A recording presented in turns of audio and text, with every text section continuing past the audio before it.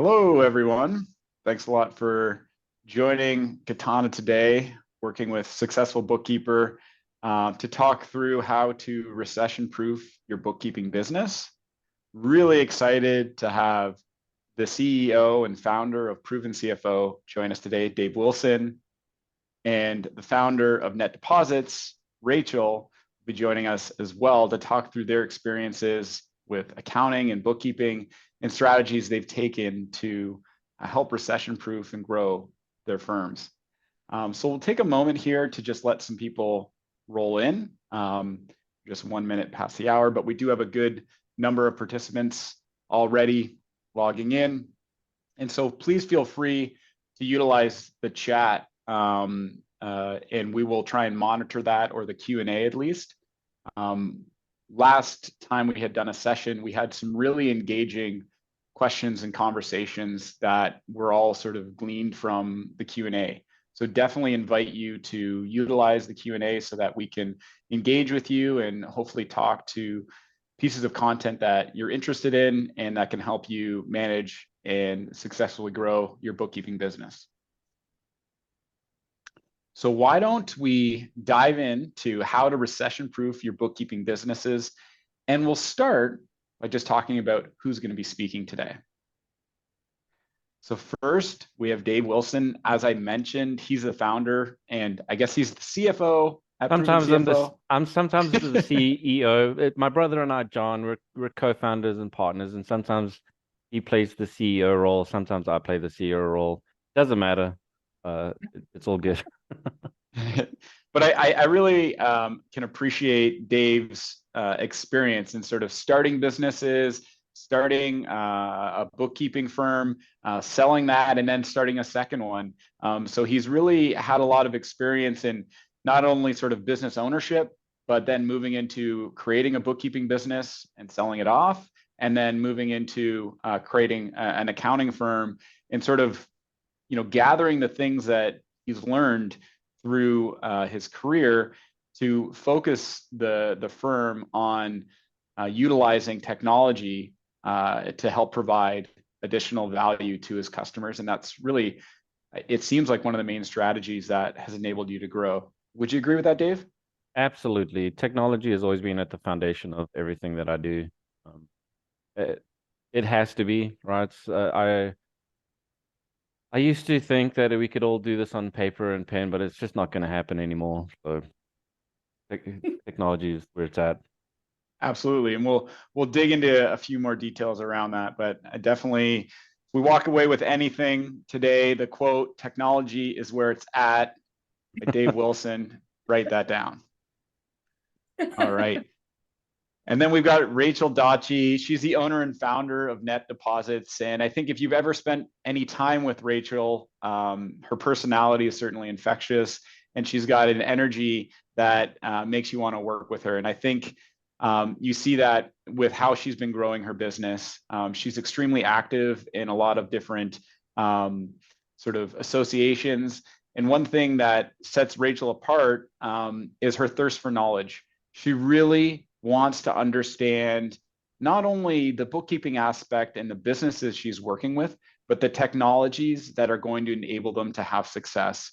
And we've had a lot of conversations, Rachel and I, around how much work she's done to really figure out this whole e-commerce space and how understanding the different ways businesses sell online and fulfill those orders and how it relates to having accurate and clean books is all directly related. And in order to kind of test her theories, she went and started her own business and is selling things online purely not for profit, but just to understand the pain that her customers are going through. Rachel, any further thoughts? Well, my business is called NetDeposited, not NetDeposits. Sorry, NetDeposited. That's okay. I wouldn't be an accountant if I wasn't nitpicky like that. All in the details. That's right. No, but I love bookkeeping. I know it's so funny to hear that, but I really do. I'm super obsessed with it. And the more I can automate, the better, because then I can work with more clients. And I love the technology, but more than that, it's just so important to have accurate, clean books. And probably every one of us in the industry can say that they've seen horrendous books. And what are you supposed to do with that? You just get nonsense information out of that. So it's really important for me to make sure that my team and I are doing everything correctly in order to provide accurate books. Yeah, and I think we'll dive into that a little bit further around how often both you and Dave get into a business that manages inventory and maybe is selling through multiple sales channels, and then you take a look at their books and it's a mess. And getting in there, cleaning it up is one thing, but how do you sustain that? How do you then go and take that customer and put them into a sustainable environment that allows those books to be maintained and then allows them to have better insight and control over their business and overall make better business decisions? And so I think that's something that I've certainly learned from you, and hopefully we can dive into a little bit of that today. Sure. Yeah. And I love cleaning up books. It's something I just probably would do for fun.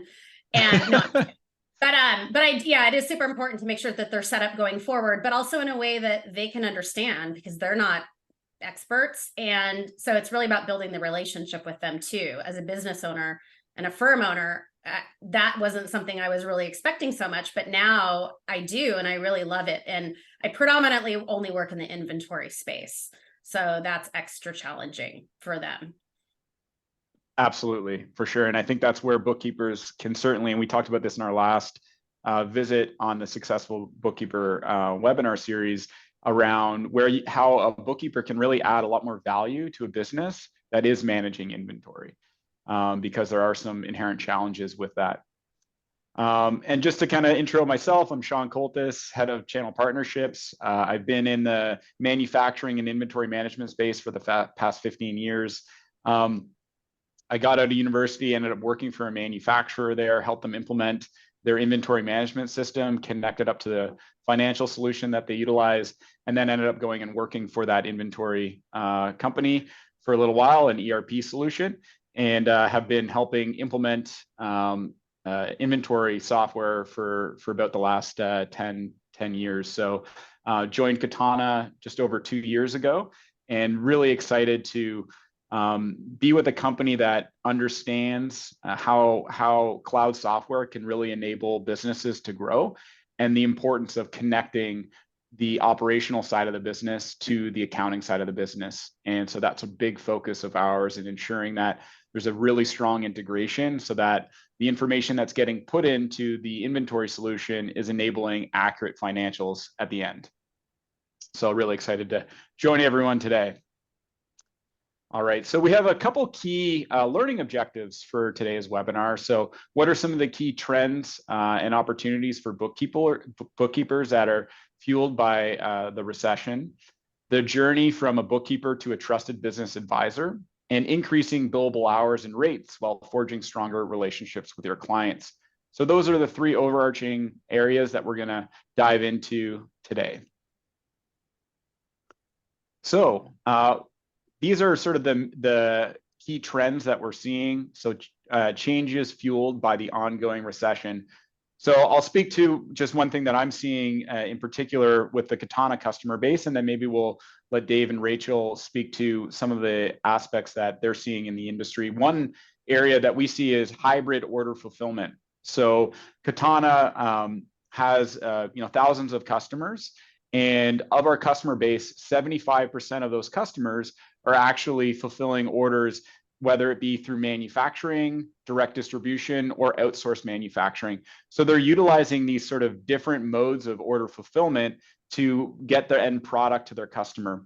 And so that's a sort of new wave of company that is being born through the advent of technology and being able to sell things online, and these brands saying, well, we can manufacture the product, but we can grow our business further if we start buying and selling these other goods that complement our products. And so that's something certainly that we're seeing in the space today. Dave, I'll throw it to you. What are some of the things that you're seeing in the market today as a key trend? So there's, I want to segment the market just because I get, we've got a lot of different clients, right? At the beginning of this year, we saw a lot of our e-commerce clients and clients who are resellers of other products. Kind of hit like not a, I wouldn't call it was recession for that industry, but they hit a big um, decline. I think that was a lot from like the what a lot of people refer to as the COVID bump.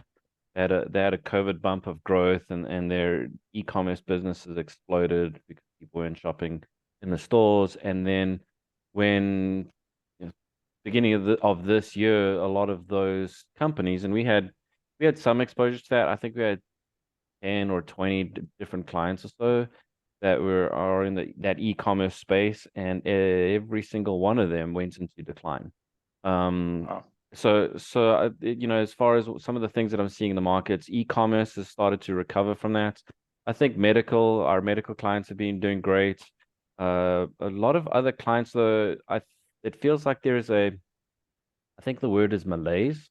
There's a malaise in the economy where it's kind of like, are we going into recession? Are we not going into recession? Or like we've got inflation that's occurring, right? We've got high interest rates, but housing prices haven't slowed down. So you've got more renters that are having to go into the market space. So there's like this weird economic uncertainty that we're starting to see across the board with our clients. And because of that, hiring patterns have kind of stayed flat. So they haven't gotten more aggressive in hiring internally. So we've actually seen, for us as an outsourced accounting shop, we have a lot of interest for our service because people are looking to possibly cut costs, or they're looking to expand, but they don't want to expand at a cost of internal hire. And that's been really weird because it's a lot easier for us to see the trend for an accounting firm or a bookkeeping firm that during an economic growth cycle, we grow. Bookkeeping, accounting, we grow. But also we grow during a recession cycle because people are downsizing and looking to outsource some of these key roles that they feel are cost centers inside of their business, where maybe I can get a part-time person but not actually have them in the office. I can get a quarter-time person, or instead of an in-office person that stands by the cooler and talks nonsense, or even worse, doesn't talk nonsense. Right? But right now we haven't seen a lot of either dynamic. Right? We're just sort of waiting to see what happens. We're in a holding pattern. We're in an airplane flying around the airport, wondering, on which runway we're going to land. I think it's a really great point around sort of the labor market. And in the labor market, certainly we've seen a change over the last 5 years. And in finding an outsourcing specialist to help a business, I feel that more companies are willing to hire on a consultant, an outside bookkeeper, as an expert to help facilitate the business's growth. And they're more willing to do that rather than bring on a full-time employee that may or may not work out. And so there's, I think, a big opportunity in the market to add value to businesses by offering sort of this consulting services and outsourced services. And we're seeing that trend from some large accounting firms that want to work with Katana.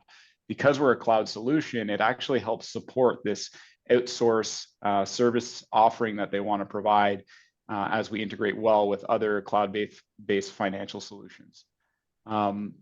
Rachel, what are you seeing in the market? Any trends? I know you're really deep into the e-commerce space, but what are you seeing on the inventory e-commerce front? Well, for sure, like what Dave said, most of my clients have had a slow year. But I was going to add, for me, it's, I mean, not necessarily the economy as a whole, but just sort of the patterns that I'm seeing in what kind of business I'm doing.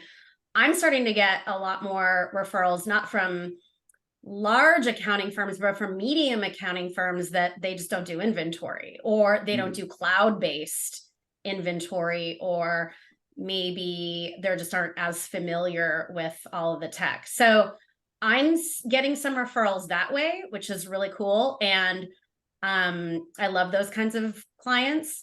But I'm also seeing this trend, and I'm sure you guys are too. The AI is going to replace bookkeeping. And there's a lot of chatter about that. That's definitely a hot trend right now that everybody likes to talk about. But I just think it's really relevant to this discussion because I don't think this type of bookkeeping is commoditized, or, however people are describing it.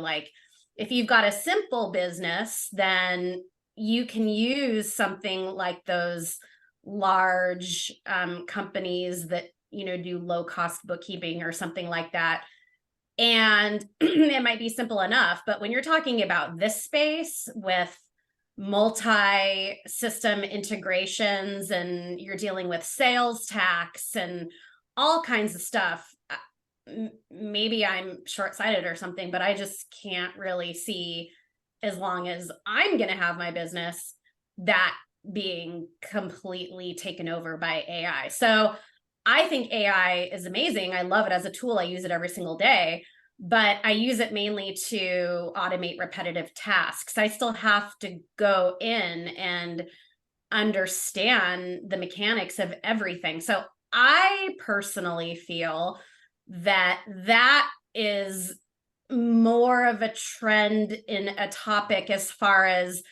are bookkeepers going to still be around?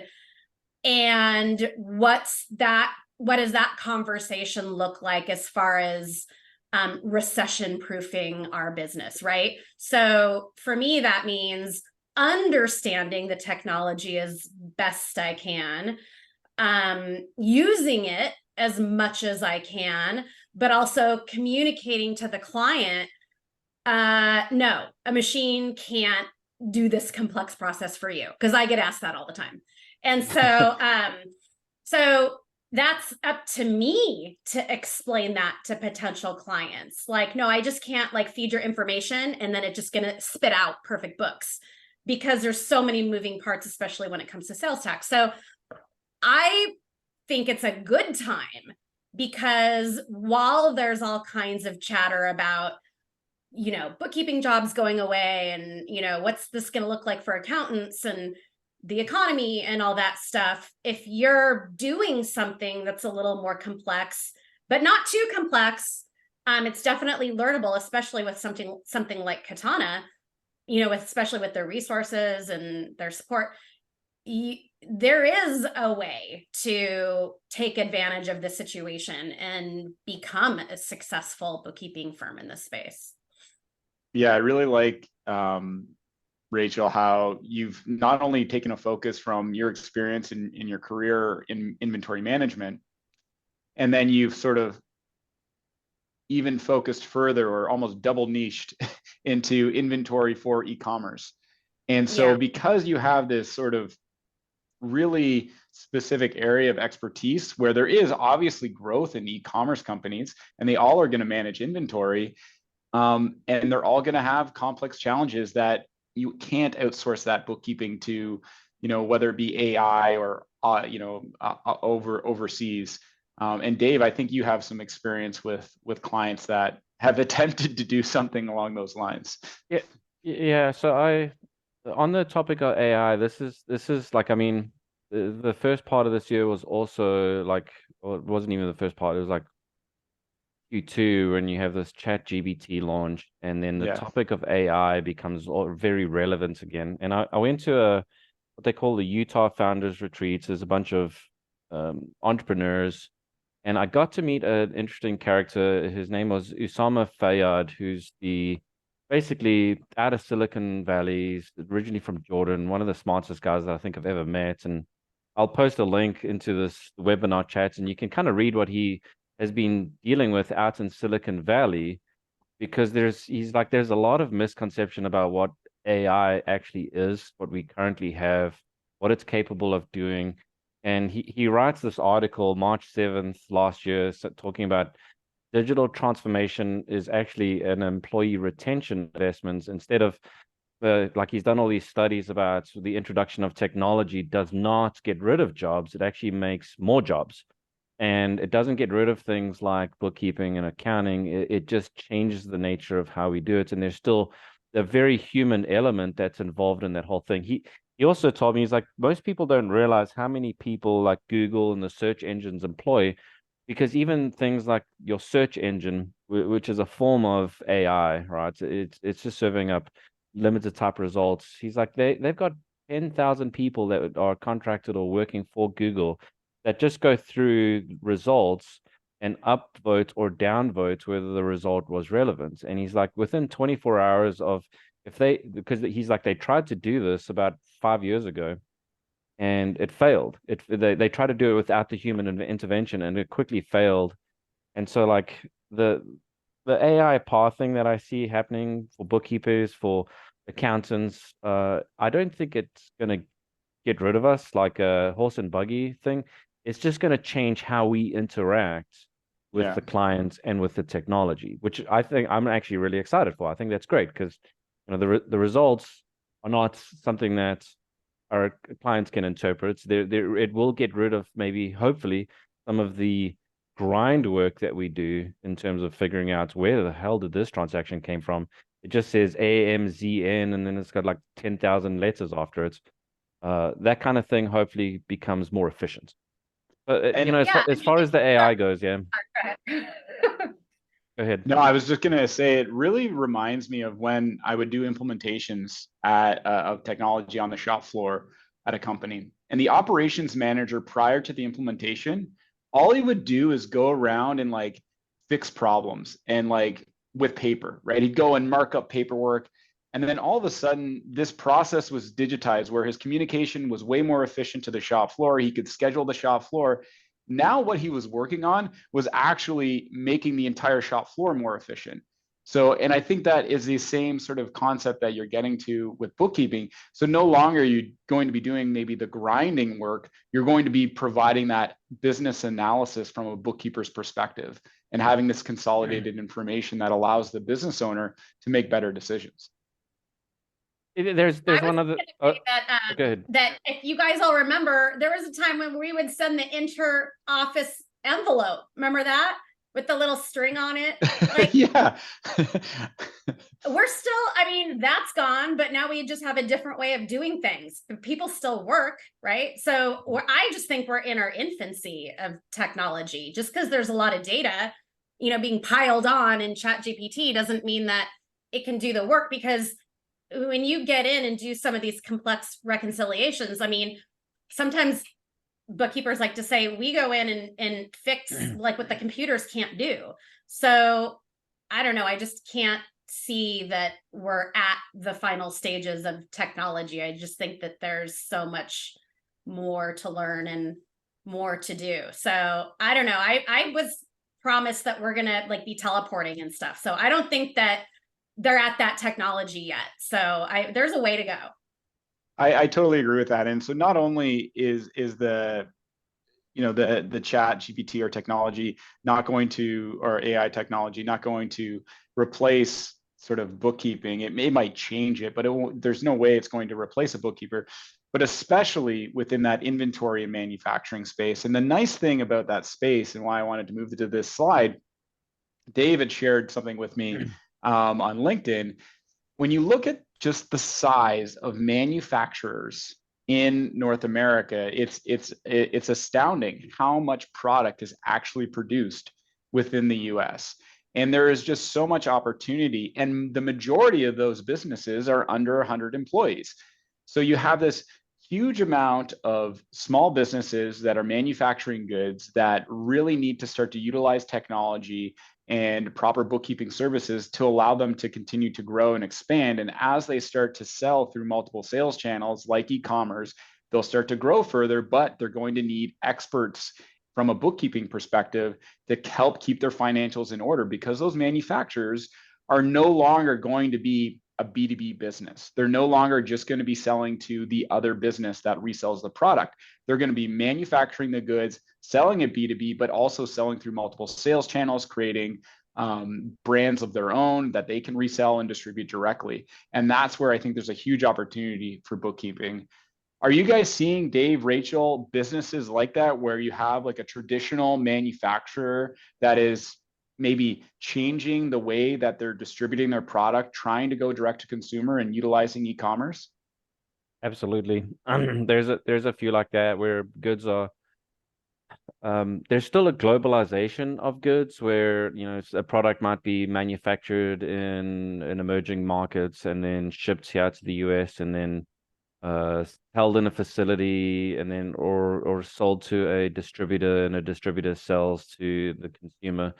But I think that the technology and the change in our logistics, you know, with these companies like UPS, FedEx that are able to really get the product straight to the consumer. The whole idea of Amazon distribution warehouses that you can buy a product and have it shipped to you same day.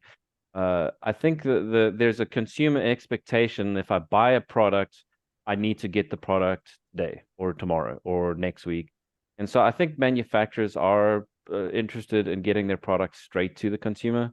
And on top of that, the idea of a product being foreign produced versus locally produced. I think that regardless of any kind of affiliation that you might have to any organization, we like buying local. We like buying US. We like buying North America. It's kind of like a sporting team, right? It's like why root for England when you can root for the United States? Like, well, I'm going to root for the United States every time, unless they're not playing in the game. So we have seen we've picked up a couple clients just since we last spoke that are now also in this manufacturing space that we're working towards implementing inventory solutions with, and they are very interested in taking advantage of what I would call the downstream logistical changes in their product, so that they can get their product, instead of to a wholesaler, they can get their product to a wholesaler and to a consumer at the same time. So if you come directly to me, I'll sell it to you, but I'll also sell to the wholesaler. We've seen a lot of that movement. Well, I have to say, yeah, okay. First of all, there is no better time to be direct to consumer than now with Shopify, because that is their entire goal. Is when I just went to Shopify Affiliate Summit in New York, and their passion and mission and message is to reduce the or not reduce, but get rid of the barrier to entry to e-commerce. So what used to be, you know, you had to build a custom website and figure out all these things. What used to take months, sometimes even a year, is to get, you know, a website up and running, you can do in a day. And that's not an exaggeration. So they also have a whole bunch of other products. I don't know if product's the right word, but divisions like Shopify Markets. And Shopify Markets is meant to sell worldwide. So you can get in all kinds of different international economies just with one Shopify store. It's incredible. I've really never seen anything like it. So what we used to have 5-6 years ago isn't what we have now. So yeah, there's a lull, I think, overall, but for certain e-com sellers and certain stores, if they've got the special magic, those stores aren't going anywhere. E-commerce is not going anywhere. It's in the billions and billions of dollars per year.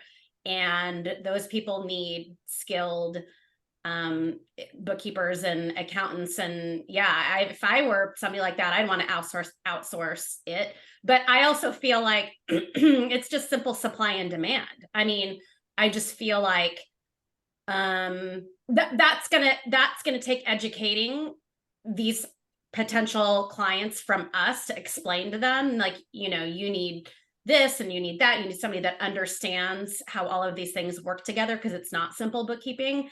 But I do feel like this is the perfect place to be. And look at the value you can bring a business, Rachel. I know you were talking about this tennis clothing company that you were saying, well, they have the cutest outfits, and I can't wait to work with this company and provide them their bookkeeping. And you're like, I know they're gonna go there. I know they're gonna blow up. And you think of like the consulting that you can provide this company, because not only can you help them ensure that their bookkeeping is accurate, but you can also coach them through saying, hey, by the way, the optimal tech stack that you can utilize to ensure that your bookkeeping is accurate and you can scale your business are these, this Shopify product that you're aware of because you've kind of been exposed and into that space. So because you're part of that and bookkeepers touch so many aspects of a business, you really have the ability to offer this extremely valuable insight to help that business grow. And then you have a client for life. So I just think it's really cool how you can connect with a business like that, the fact that you enjoy the brand or products that they produce, and then you can really provide them excellent advice around what technologies they might want to take advantage of in order to continue to scale their business. And that's how these small businesses now can compete with the giants in the market, because like you said, the barriers to entry are so much lower than they ever have been historically. So that's Shopify really wants to be not Amazon. That's what they want to be. And so, but there is a reason that I did get into this industry and work with e-com sellers. I may be an online shopaholic myself. I think we all are, in a way. I mean, there isn't a day that goes by without at least 5 boxes out front of my door. It's like a fortress of boxes. And I buy things off of Instagram and Facebook, and those are all from Shopify, by the way. That's the Shopify channel pushing out. Oh, cool. Yeah. Dave, any comments or anything around that? No, I've got some thoughts around as we get into some of the later slides, just around this recession-proof. I think it's not a recession so far, but there's a lot of TikTokers now, which is a funny thing to say. There's these viral TikTokers who have coined the phrase silent depression. And I think it's more like I was trying to, the malaise, it's a silent recession. I think that is probably what we're going to look back, the time that started from the end of the COVID bump to whatever significant event happens next. And maybe that's timed following the election year, right? That's probably why we're in a bit of a malaise, because we're gearing up towards election time in the US. The US doesn't do anything significant in between those election periods. I do have some comments around what it is that we really want to advise, the attendees here around not recession proofing, silent recession proofing your business by this adoption of technology, and actually how to go about doing that, what to focus on, what to look at next. And this is trend 4, right? This is the stuff that I get excited about. Yeah, exactly. And so we've spoken quite a bit around sort of the hybrid order fulfillment, which was trend 3, and clients, and we just kind of spoke to the barrier of entry being much lower, and businesses are now utilizing multiple channels in order to reach their clients and finding new products that they can reach those clients with in order to bolster the profitability and growth of the company. And so that's certainly something that we're seeing, and understanding the technologies that support that growth, I think, can be very valuable for a bookkeeper, and understanding how those technologies relate to ensuring that the bookkeeping and financials are accurate. And that's something I think Rachel and Dave really focus on, the technology side of things, to ensure that that's helped their clients grow and create better relationships with their clients. But yeah, why don't we move into sort of shifts in technology and sort of what are some of the things that jump out at you, Dave, that you wanted to kind of dive into? I will say that Rachel is actually a very rare breed, because she's a specialist, and she's done really, really well with being able to get into that space of e-commerce and inventory. And I don't know too many other bookkeepers. When we go to hire in the market for ProvenCFO, we don't run into enough Rachels, okay? And that's actually it's a good thing for Rachel, and it's also a good thing for the attendees here, is because we don't run into enough people that have experience or education or background or capacity to interface with some of these more complex platforms around inventory or revenue management or there's a whole bunch of specific niches that I could talk about, but inventory is a very big one. Okay. And some of those statistics that I stuck in the chats with the LinkedIn, it's a massive part of the US economy, manufacturing, and that's just manufacturing. We're not talking about the distribution and just the resellers of that manufacturing and being involved in those pieces. It's okay to be a specialist, and it's like the jack of all trades, master of none kind of thing. But it's not just okay; it's actually very good to be a specialist as long as you're backing the right horse. Okay, if you back the wrong horse and you don't know what you're doing and you specialize into some dumb technology, okay, it's not good. But inventory is not a space that's going to go away anytime soon. Inventory is not. Okay, we know it because we need to live, we need to eat, we need clothes, we need homes, we need all these products that our very lives depend on some of the stuff. Yeah, it's nice to have boxes of, you do the Amazon orders or things show up in Shopify, and I have boxes outside my door all the time. I don't order those things mostly. I'm starting to order car parts, but a lot of that product is food, right? I got food and cleaning products and clothing for my kids, and inventory is a great horse to back. As far as being in a space that not only gives you longevity in the space, but also increased revenues, quality of life. When we go out into the market and we try to hire a bookkeeper or accountant, I don't run into enough specialists. I run into people they might have some accounts payable knowledge, receivables, some reconciliations, but I've got to work on educating them around the technology. And that's even when I'm hiring bookkeepers, but also when I'm hiring CFOs. Okay, I've got very well educated people with lots of experience, and I put them in front of an inventory solution, and it's like mind blown, or they get the deer in the headlights look, and I wish there was more. But that should give you some clues as to just how big the space is, and also the opportunity to specialize into certain areas. Okay? And specializing into an inventory backed solution and being able to offer that really does give a leg up on competition. Okay, there's a firm just around the point of the mountain from us here in Utah. Their whole business, they've got 30 employees now. Their whole business is e-commerce, and they're not even tackling the inventory side of that. They're just tackling the Shopify side of that. And 30 employees, and they continue to grow. It's a huge market space.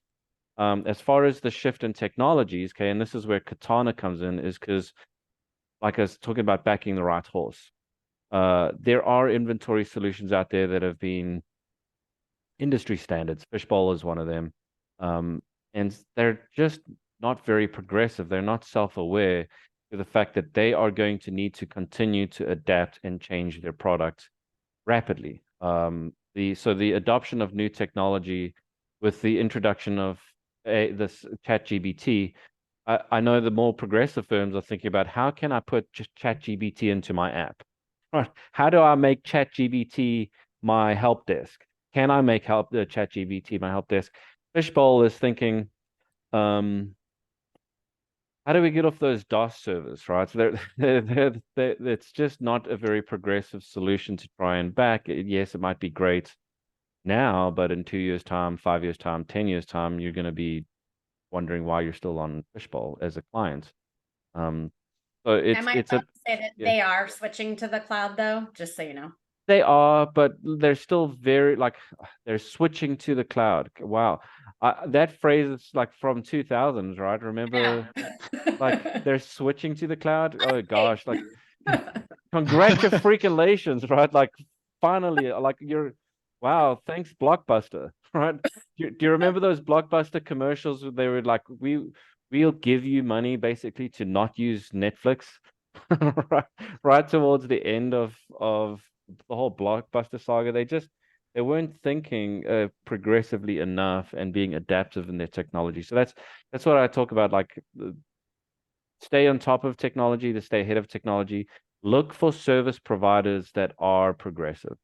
And that's why there's a little Katana sign here, because I'm not afraid to back or to voice my opinion about an inventory solution that I think yes, they've got a product that is current and usable right now, but they're also looking into the future to say, what happens in 6 months? Can I make my product better in 6 months? Not just it's 2023 and we're switching to cloud. Yeah, we've got a very active roadmap for sure. But one of the things I really kind of piggyback off of Dave, and when you think of a lot of on-premise solutions, and one of the areas that you kind of get hamstrung in with older technology is the ability for it to adopt new technology, right? So for example, this ChatGPT area, well, Katana has open APIs. We have a chat bot within the solution. And so we currently are having all of our engineers get together, and we call it a hackathon. But for 2 days, everyone in our company will focus on how can we incorporate artificial intelligence or AI into Katana. And that'll be something that we do in Q4. And so we are trying to adopt and utilize, technologies as quickly as we can, because that's really how our customers will then outcompete their customers. Right? People that are using Katana will be using the latest and greatest technology that's available in the market because we can adopt it faster than our competitors. And so that's where we see the base go-to-market strategy for Katana is an open API platform that can integrate with the best technologies in the market. And I think that's the future of technology. Having a platform that does everything really limits you in a way if it isn't open to integrating with other solutions. And so that's, fundamentally one of our go-to-market strategies. And for bookkeepers and, Rachel and Dave, and how you guys are going to market to kind of understand what is that next technology? How can I make sure that my clients understand it, or the ones that my clients are using can work with the inventory solutions that I understand? And sort of being able to pull that all together inevitably allows your customer to be more competitive. And allows them to be more profitable. Oh, I totally agree. And I don't know if this is controversial, but I feel like open API is more important to me than ChatGPT integrated in something. But to be able to know and understand what integrates with what is so important. And there's all this chatter about, oh, okay, they're going to automate bookkeepers and that'll go away, so you have to do advisory. Well, in my definition and my advisory that I do is what syncs well with what, because people come to me all the time and they're like, oh, I was thinking of just using this free one SaaS connector from this to that. And I'm like, that won't work if you're doing this. That won't work if you're manufacturing. That won't work if you're managing your inventory in QuickBooks or out of. There's just all these different things that now, with all these different cloud-based solutions, you also have to understand what has a direct sync, what you have to use some kind of third-party piggyback. And so it's really, really complex. And so that is my type of advisory, is I have to tell people, no, what you've already signed up and paid for isn't going to work. And you have to basically scrap that and start from scratch. And so now I can confidently say that, because now I've stayed on top of that, and I do stay on top with what all the different solutions are adding. And Katana just added a shipping line. Yay. So now we can sync the shipping line. So there's just all kinds of stuff that you have to stay on top of to know what's going to work for your client.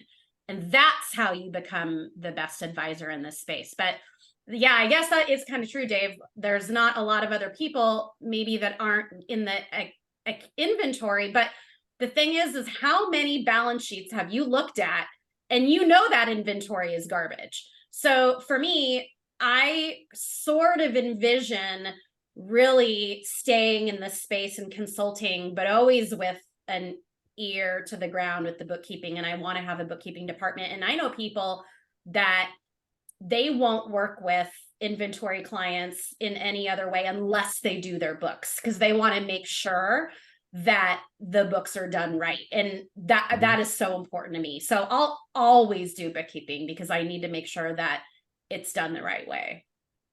Yeah, I don't know how some of those other firms do it, where they don't get involved in actually getting their fingers into the dirt to understand how to fix the inventory or to fix the balance They sheet. Because they take their word for it.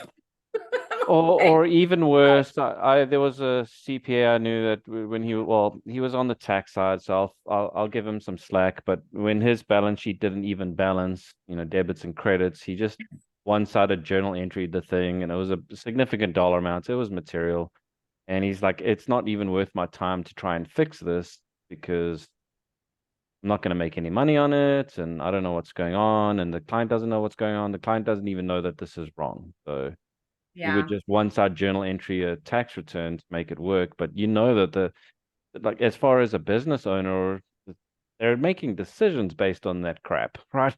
Yeah. I Crap can't financial statements and even like do that. My brain doesn't even allow it. So I would just So, pass. as we kind of come to the end here, one thing I think we've talked about a lot is the opportunity in the market. One thing I think that people might walk away with is, where do they start? If they're a bookkeeper today and they're looking at trying to understand maybe technology a little bit better, maybe looking at getting into inventory, customers a little bit better, do you have any recommendations of what are some first steps that someone can make in order to move towards this space? yes, I got lots of recommendations. Education, education, education, and it doesn't matter where that education really comes from. Okay, school is important, but also just your freestyle learning, I think, is not a phrase that I've heard before, but freestyle learning is important, right? Go and get a ChatGPT log in and ask it a question. How do I learn more about bookkeeping? Okay, how do I learn about inventory solutions? Log on to Katana's websites and look for resources there. There are resources that Katana provides and teaching users how to actually use software. We have a Out. learning management tool. You can sign up to our partner program, and that gives you automatic access. You message Shawn after this and go, Shawn, that was great. Help me. And that's all you got to do. Help me is such an amazing phrase. We don't use it often enough, especially I don't use it when I go to a hardware store to ask for help. Okay. There was this funny discussion that my wife had. There was a kid that was talking about how his day was made. He works at a hardware, Ace Hardware, right? We were talking to this kid, and he said, I was kind of feeling crappy about myself, and this lady came in and she said, I can't get the head of this drill bit off. Okay. I'm stuck. Is there a tool to get this off?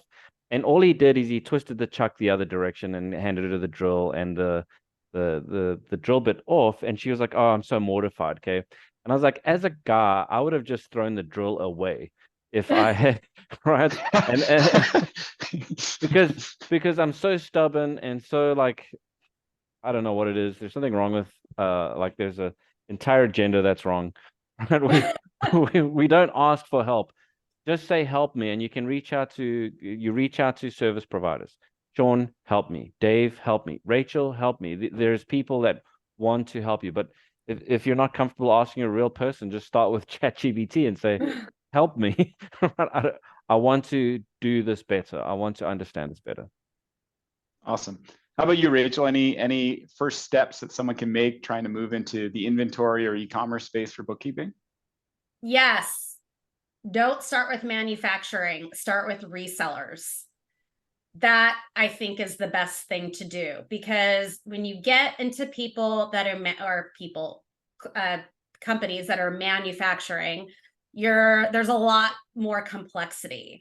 And I really would recommend that you start with resellers, and that's people that are buying stuff and selling that stuff. They're not buying small bits, manufacturing them into larger products and then selling them. They're just buying the stuff and selling that stuff. And so that I would recommend to start with. And then if they really don't have a lot of experience in inventory, and then accounting coach is also really good. There's a lot of information there that you can learn about inventory accounting and cost of goods sold and things that can really help. Awesome. Well, I appreciate everyone's time today. Certainly Dave and Rachel, your insights are always so helpful and come from, you know, the real world. You guys are living it every day. You've done it. You started off, you know, not having any customers at one point and built a bookkeeping business from that. And so I definitely invite anyone to follow up with me at Katana. You can just go to our website, katanamrp.com, and you'll find me on the contact page. Feel free to email me, and we can set up a call to talk further about our solutions, or if you'd like to forward a question over to Dave and Rachel, I can be sure to do that as well. I don't see any questions in the chat. Let me just go and double check, but if there's any questions in the Q&A, we can take a moment here. Yeah, any questions before we wrap up? So I didn't see any questions. There was a good amount of people. There's about 25 people logged on to the call today. But if no questions, I am happy to send the deck off. Just shoot me an email and I can forward it over to you. So thank you for attending, everyone, today. Rachel and Dave, thank you so much. Really appreciate it. And I hope everyone has a wonderful rest of their day. Thanks, guys. Cheers.